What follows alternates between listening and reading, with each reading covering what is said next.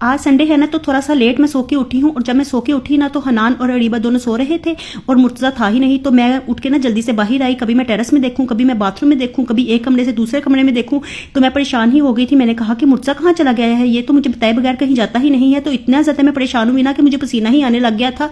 तो फिर मुझे एकदम से ख्याल आया कि आज संडे है, तो मुर्तज़ा ज़रूर क्रिकेट खेलने के लिए गया होगा। तो इसने प्रोग्राम बनाया होगा ट्यूशन वाले बच्चों के साथ ही।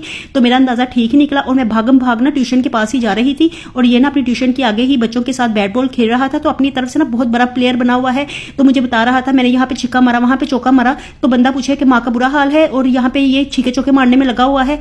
तो मैं इसको ना थोड़ा सा डांट के घर वापस ले आई। और फिर मैंने सोचा कि छोड़ो, रहने दो, आज संडे है तो थोड़ा सा इसने खेल लिया है तो कोई बात नहीं। बस इसकी ये बात खराब थी कि ये मुझे बताए बगैर ही ना यहाँ पे क्रिकेट खेलने के लिए आ गया था। वैसे ये ना मुझे बताए बगैर कहीं भी नहीं जाता है। तो आज पता नहीं इसने कहाँ से इतना बड़ा हौसला कर लिया था। और जब मैं फिर घर वापस आई ना, तो मैंने यहाँ पे खरगोशों को छोड़ के गई थी।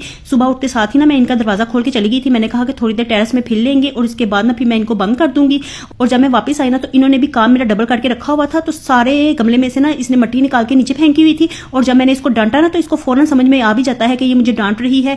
और जब मैं इनको कहती हूँ ना कि फौरन अपने पिंजरे में चले जाओ, तो ये जाने के लिए तैयार भी हो जाते हैं, पिंजरे के सामने सामने घूमना शुरू कर देते हैं। तो ये इतने समझदार है, इतना मेरी बात इनको समझ आती है।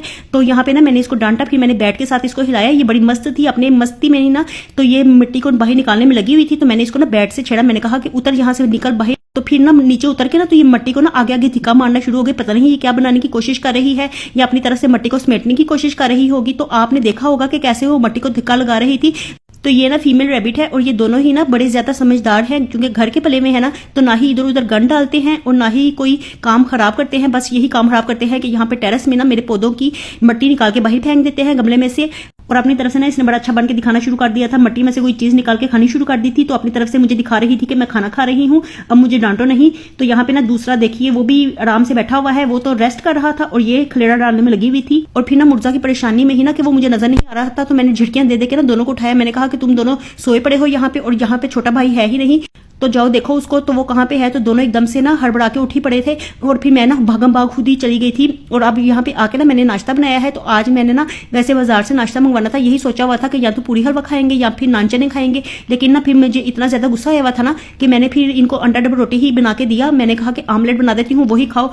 और यहाँ पे ना हनान बड़ा मासूम बन के ना तो टीवी लगा के बैठ गया था। तो ड्रामा उसने वही लगा लिया था जो हम रटने की कोशिश कर रहे हैं। तो अपनी तरफ से इसने ड्रामा इसलिए लगाया था कि माँ का गुस्सा ठंडा हो जाएगा। और जो माँ का प्लेयर है ना, वो अंदर बैठ के तो फिर नाश्ता कर रहा था। डांट खाने के बाद ना अब वो बाहर आया ही नहीं है।